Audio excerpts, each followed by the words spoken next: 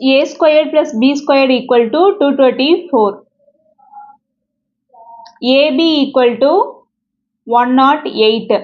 a plus b divided by a minus b ஓட value என்னன்னு find பண்ணணும். ஓகேங்களா?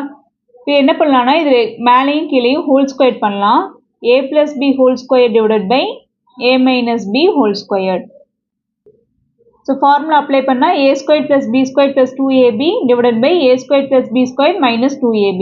a squared plus b squared ஓட வேல்யூ நமக்கு கொடுத்துருக்காங்க 234 கொடுத்துருக்காங்க. ab ஓட வேல்யூ 108. இப்போ 234 plus 2 into 108 divided by 234 minus 2 into 108.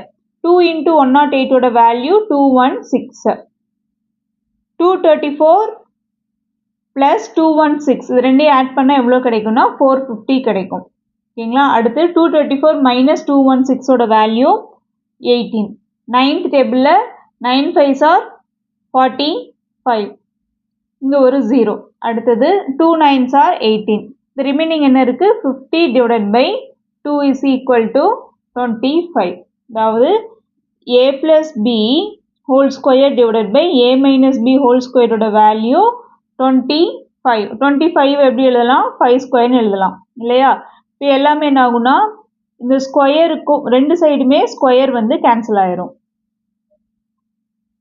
Cancel ஆகும்போது நமக்கு என்ன கிடைக்கும்னா a plus b divided by a minus b ஓட வேல்யூ 5னு கிடைக்கும். இதுக்கான ஆன்சர் ஆப்ஷன் C.